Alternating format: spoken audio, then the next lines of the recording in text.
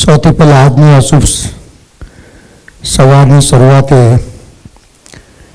અહીંયા મંચ પર બિરાજેલા સૌ અમારા મુખ્ય વડીલો, સૌરાષ્ટ્ર પટેલ સમાજના આગેવાનો, યુવા સંસ્કૃત મંચના આગેવાનો,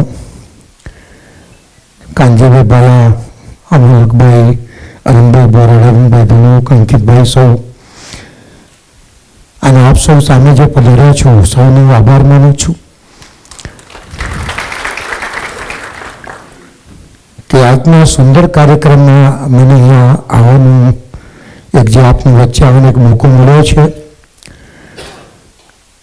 અને વિચારોનું વાવેતર કાર્યક્રમ હેઠળ આજે તાણુનો જે કાર્યક્રમ છે તેમાં હું મારા વિચારો આપ થકી પહોંચાડું એ સાથે સાથે આપના બી જે સ્પિરિચ્યુઅલ વાઇબ્રેશન્સ છે એ પણ અહીંયાથી લઈ જઈશ.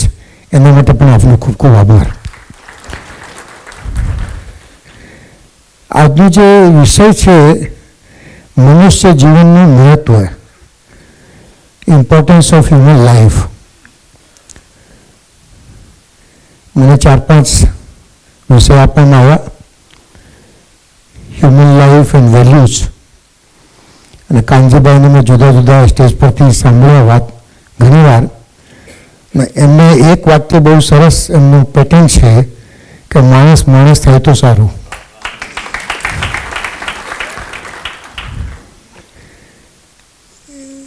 એટલે બે વસ્તુ દેખાય છે એમાં.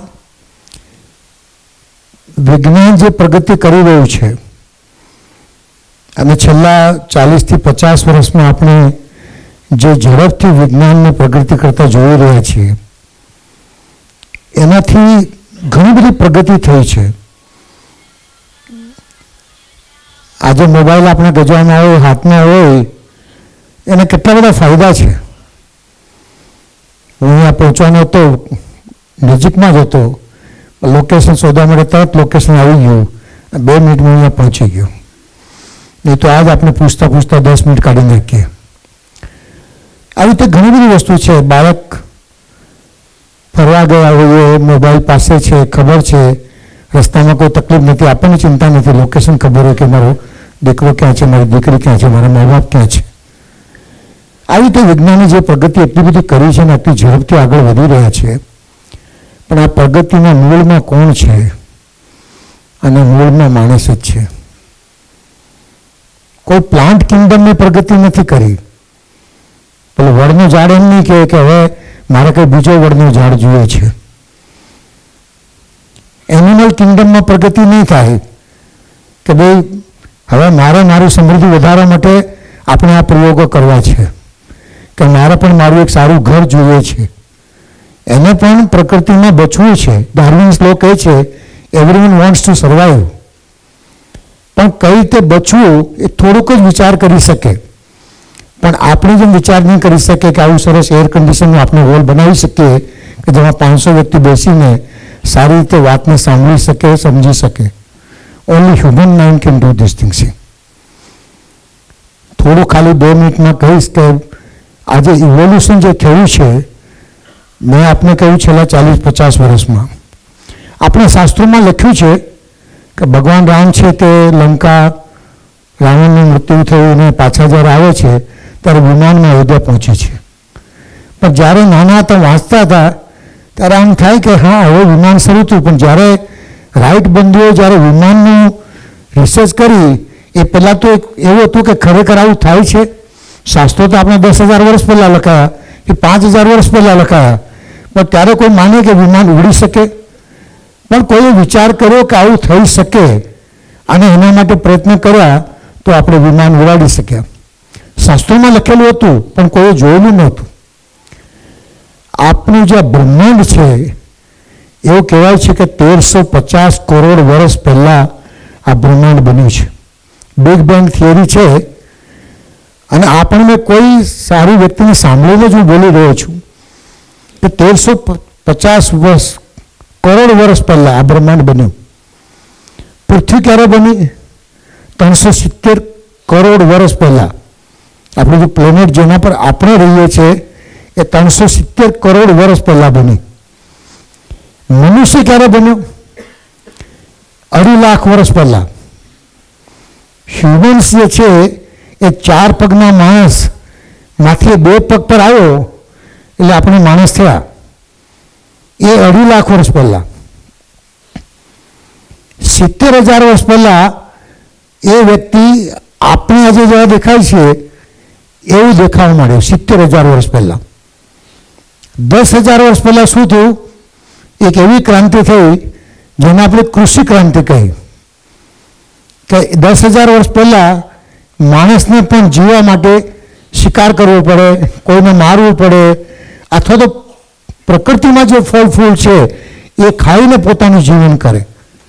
પણ 10,000 વર્ષ પહેલાં માણસે વિચાર કર્યો કે હન્ટિંગ કરવું એમાં જોખમ પણ છે. આપણે શિકાર કરવા જઈએ અને કોઈ આપણો શિકાર કરી લે છે. ફળ ફળાદી લેવા માટે જંગલમાં લાંબા લાંબા જવું પડે. તો આપણે શું એવું નહીં કરી શકીએ? આપણી પાસે જ આપણે કંઈક કરીએ કે આપણે જીવી શકીએ. આ માણસનો વિચાર, અને એ 10,000 વર્ષ પહેલાં આવ્યો. એમ કરતાં કરતાં ધીમે ધીમે ધીમે આપણે ઇવોલ્વ થતા ગયા. અને આજે આપણે જે સ્ટેજ પર પહોંચ્યા છીએ આપણે કેટલું વિચાર કરી શકીએ. અહીંયા આપણે બેઠેલા હોય, તમારામાંથી ઘણા મને સાંભળી રહ્યા છો, ઘણાના કાનમાં અવાજ જઈ રહી છે, પણ ઘણા કદાચ અમેરિકાનો વિચાર કરતા હશે. એમનો દીકરો અત્યારે શું કરે છે, એમનું ગ્રાન્ડસન શું કરે છે, પેલી નાની દીકરી ઘરે રમે છે, કાં તમે ઘરે કંઈ કામ બાકી મૂકીને આવ્યા છો તો તેનો પણ વિચાર મગજમાં ચાલતું હશે. અથવા તો આ કાર્યક્રમ પૂરો થશે પછી ક્યાં જવાનું છે એનો વિચાર ચાલતો હશે. તો એક સાથે માણસ તરીકે આપણે કેટલું બધું કરી શકીએ છીએ. This is because of this brain. અને ultimately it is the thought. ઘણું બધું લખાયું છે. Change your thought, change your life. વાન ડરની એક બુક છે જેનું ટાઇટલ છે વિચાર બદલો, જીવન બદલો. આજે આ જે કાર્યક્રમ 3 મહિના થઈ રહ્યો છે, વિચારોનું વાવેતર, કે જો વિચાર બદલશું તો જીવન બદલશું. પણ જીવન બદલવાની જરૂરિયાત શું કામ મહેસૂસ થાય છે? આમ લાગે છે બરાબર છે, બધું બરાબર તો ચાલી રહ્યું છે, સવારે ઉઠીએ છીએ, રાતના સૂઈ જઈએ છીએ, આખો દિવસ કામ કરીએ છીએ, મશીનની જેમ આપણે જીવીએ છીએ. માણસ મશીનની જેમ જીવતો થઈ ગયો છે આ વિજ્ઞાનને કારણે. કશું ખોટું નથી. I don't want to say there is something wrong. પણ એની સાથે આપણે શું મળીએ છીએ, એની સાથે શું ગુમાવી રહ્યા છીએ? What are we losing?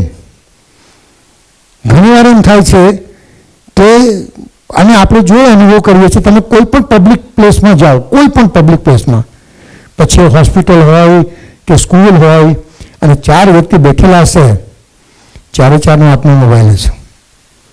હું તો મારી હોસ્ટેલમાં જોઉં છું, દાદર ઉતરે ને પેલી સિસ્ટર પણ મોબાઈલ પર બેઠી હોય, રિસેપ્શન પર મોબાઈલ પર બેઠું હોય, પેલી વ્યક્તિ પર મોબાઈલ પર બેઠી હોય, ઘરમાં સોફા પર 3 વ્યક્તિ બેઠી છે, બધા પોતપોતાનો મોબાઈલ જોઈ રહ્યા છે. બાજુમાં બેઠેલી વ્યક્તિ સાથે પણ વાત કરવાનું કદાચ આપણે ભૂલી ગયા છીએ. આ જે વસ્તુ છે આપણને આજે તકલીફ આપી રહી છે. સમાજમાં એક બાજુ બહુ પ્રગતિ થઈ રહી છે, બીજી બાજુ એટલા પ્રોબ્લેમ સામે આવી રહ્યા છે કે જેના માટે સમાજ ચિંતિત છે. કેમ 10 વર્ષના બાળકને સુસાઇડ કરવાનું મન થાય? કેમ કોઈ વ્યક્તિને, પછી પુરુષ હોય કે સ્ત્રી, કોઈ કારણસર ચલો દેવું વધી ગયું, એનો મતલબ એવું તો નથી કે જીવન ટૂંકાવી દેવું. પછી ગમે તેટલી તકલીફ આવતી હોય, સુસાઇડના કેસીસ દિન પ્રતિદિન વધતા જ જાય છે. આ બધું આપણું ચિંતાનું કારણ છે. અને એમાંથી આપણે જો બહાર આવ્યું હશે તો આપણે આપણા વિચારોને આ રીતે બદલવા પડશે. મનુષ્ય જીવનનું ઇમ્પોર્ટન્સ, મહત્વ સમજાવવું પડશે. હું ઘણીવાર મારા લેક્ચરમાં કહું છું, આપણા શાસ્ત્રોમાં લખ્યું છે, ખાસ કરીને હિન્દુ શાસ્ત્રોમાં જે લોકો માને છે કે પાછલું જન્મ હતું અને કદાચ આવતું જન્મ પણ આવશે, આપણે પાછા જન્મ લઈશું, એવું આપણે શાસ્ત્રોમાં લખ્યું છે. એ બનશે નહીં બનશે વી ડોન્ટ નો, બટ આ જન્મ તો મળ્યું છે તો આપણને ખબર જ છે. આ મનુષ્ય જીવન તો આપણે આવ્યા છે મનુષ્ય જીવન મળીને. અને જેમ મેં કહ્યું, 1 લાખ કરોડ સ્પીસીસ છે આ પ્લેનેટ પર. કેટલી?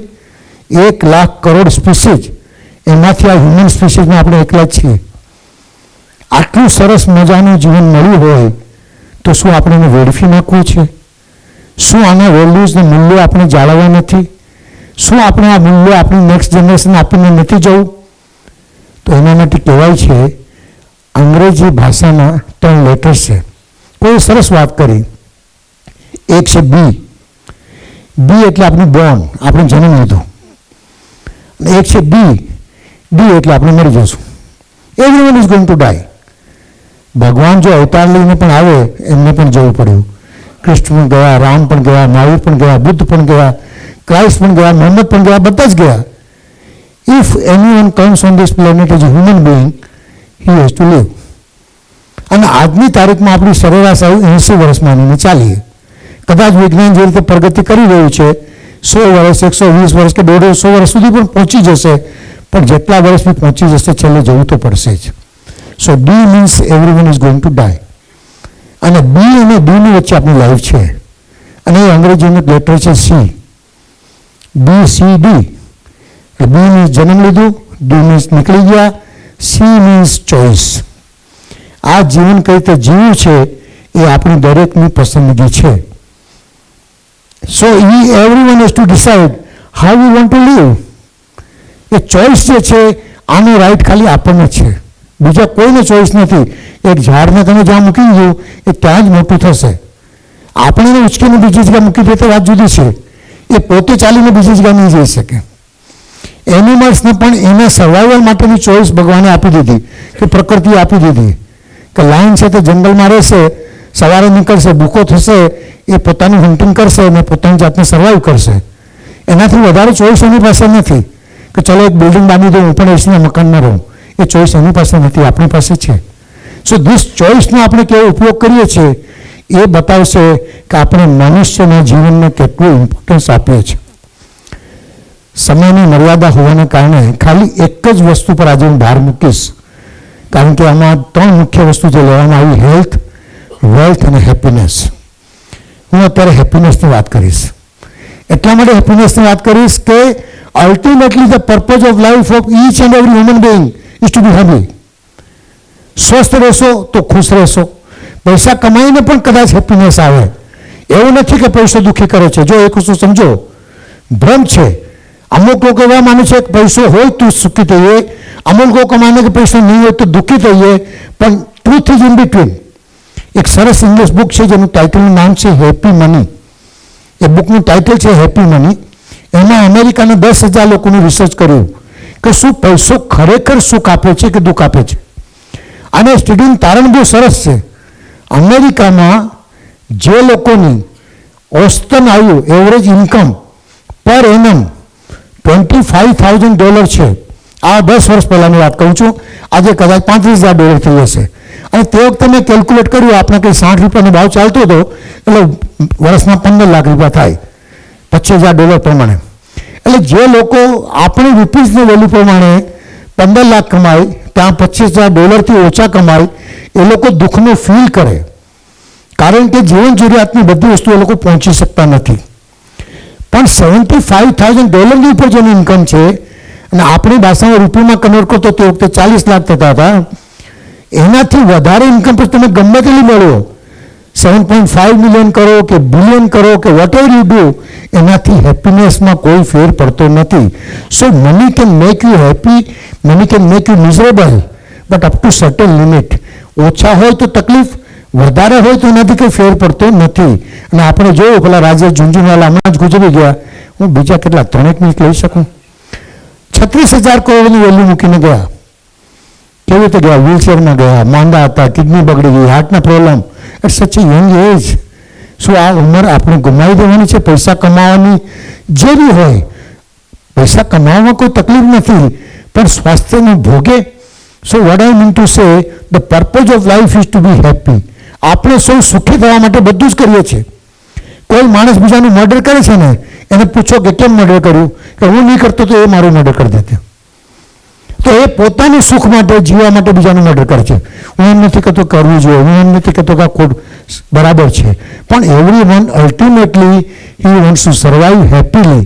The purpose of life is to be happy. એરિસ્ટોટલે 2500 વર્ષ પહેલાં કહ્યું કે દરેક વ્યક્તિ સુખ થવા માટે કે સુખી રહેવા માટે કરે છે, ભલે એના રસ્તા સાચા છે કે ખોટા છે, થવા જોઈએ કે નહીં થવા જોઈએ, but purpose is to be happy.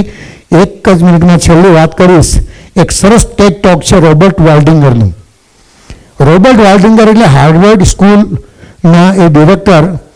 એણે 18 મિનિટનો એક ટેડ ટોક છે, બધા વાંચજો. How to be happy or live a better life. 15 થી 18 મિનિટનો ટેડ ટોક છે. એ મેં લગભગ 5 વર્ષ પહેલાં સાંભળ્યું, 2015-2016નું છે.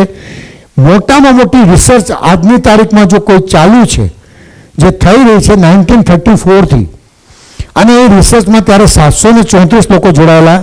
આગળ જતાં એમાંથી કોઈ અમેરિકાનું પ્રેસિડેન્ટ બી થયું, કોઈ મોટા બિઝનેસમેન થયા, કોઈ ડૉક્ટર થયા, કોઈ લોયર થયા, કોઈ ક્રિમિનલ્સ બી થયા. કારણ કે એ લોકોએ રિસર્ચ એવી રીતે કરી, દર 2 વર્ષે એની ઘરે જઈને એનું સ્ટડી કરે. There are certain parameters. આજે પણ કદાચ 60 થી 70 લોકો 90 વર્ષની ઉપર જીવી રહ્યા છે, એ 734માંથી. અત્યારે એમના બાળકો એ રિસર્ચમાં જોડાયેલા છે. 2000થી વધારે લોકોનું દર 2 વર્ષે રિસર્ચ થઈ રહ્યું છે. રિસર્ચના અંતે શું સાબિત થયું કે દરેક વ્યક્તિ જ્યારે 18 વર્ષનું થાય છે એને ખૂબ પૈસા કમાવે છે, ખૂબ નામ કમાવું છે, અને એને એમ લાગે છે આ થશે તો હું સુખી થઈશ. પણ આ રિસર્ચ બતાવે છે કે માણસ જો સારા રિશ્તા સાથે જીવે, if your relationship are good, then you become happy. જો સારા સંબંધો ચાલીશું તો સુખી રહેશું, સ્વસ્થ રહેશું, મજાની લાઈફ જીવી જઈશું. અને દેટ્સ મીન્સ કે આપણે આપણા સંબંધો કેટલા સારા સાચવીએ છીએ એના પર આપણી હેપીનેસ ડિપેન્ડ કરે છે. આટલું જ કહીને હું મેળવીશ અને ઈચ્છીશ કે આપણા સંબંધો જ્યાં જ્યાં બી છે વધુને વધુ સારા થતા જાય. So will live a better life. છેલ્લે હું મારો આ વાક્ય છે કે ઘણા ચોપડા વાંચ્યા, ઘણા સેમિનાર અટેન્ડ કર્યા, ઘણા લેક્ચર મેં પણ આપ્યા, ઘણા લેક્ચર મેં પણ સાંભળ્યા. છેલ્લે બધી વાત 3 શબ્દોમાં જો કહી દઉં તો એટલું જ છે: સ્વસ્થ રહો, વ્યસ્ત રહો, મિનિંગફુલ કામ કરતા રહો, અને છેલ્લે મસ્ત રહો. સ્વસ્થ રહો, વ્યસ્ત રહો અને મસ્ત રહો. ખૂબ ખૂબ આભાર. Thank you.